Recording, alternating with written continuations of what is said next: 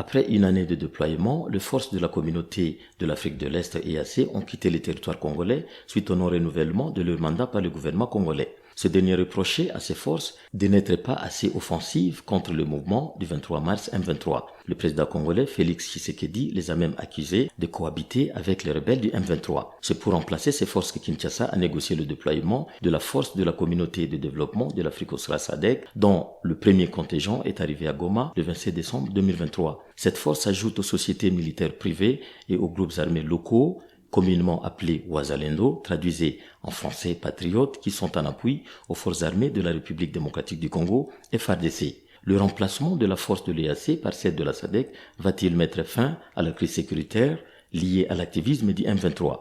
Bonjour et bienvenue dans ce deuxième épisode de la saison 4 de Ponagec, la capsule audio du groupe d'études sur le Congo GEC et de Bouteli, Institut congolais de recherche sur la politique, la gouvernance et la violence qui tente d'éclairer l'actualité de la RDC. Je suis Agenonga Schobert, chercheur principal pour les OLE au sein du pilier Violence de Bouteli.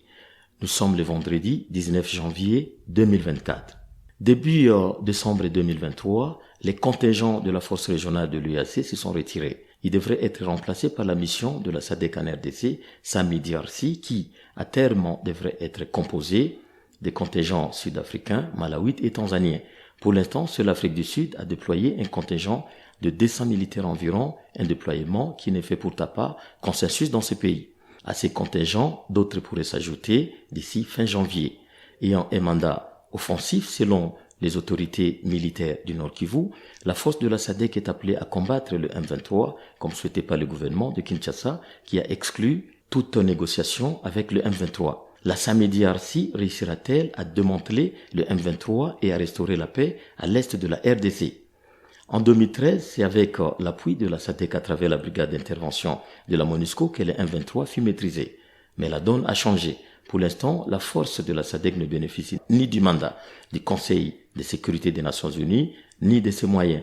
Or, pour combattre un mouvement disposant d'une lourde artillerie comme le M23 et qui s'est enraciné dans la région, il faudrait une logistique et un financement conséquents. À ce stade, on ne sait pas clairement d'où viendront ces moyens. C'est d'ailleurs une faiblesse récurrente de la SADC, comme l'ont montré les difficultés de sa mission au Mozambique. Dans sa dernière résolution, le Conseil de sécurité a chargé le secrétaire général des Nations Unies d'apprécier en concertation avec les parties prenantes les types d'appui logistique et opérationnel que cette organisation devrait apporter aux forces régionales déployées en RDC. Mais l'échéance pour y parvenir demeure floue et lointaine.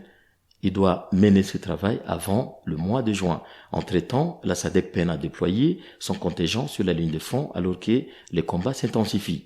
Par ailleurs, mener une guerre contre un mouvement qui a des ramifications extérieures et qui est soutenu par certains pays de la région sans des pressions internationales pourrait provoquer une escalade régionale avec comme conséquence l'enlisement de cette guerre. Il y a également lieu de craindre que la force de la SADC soit confrontée au dysfonctionnement des FARDC qu'elle est censée appuyer directement ou indirectement, ainsi qu'à la collusion de certains officiers congolais avec le M23. En témoignent les vagues de défections enregistrées ces derniers mois. Une autre question préoccupante est celle de l'empilement des contingents issus des différents pays pouvant poser le problème des coordinations des opérations auxquelles l'EAC a déjà fait face.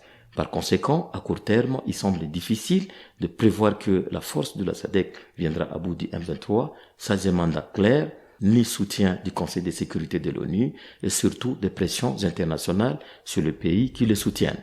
Vous pouvez rejoindre notre fil WhatsApp en envoyant GEC ou Ebouteli au plus 243 894 110 542 chaque vendredi sur votre téléphone. À bientôt.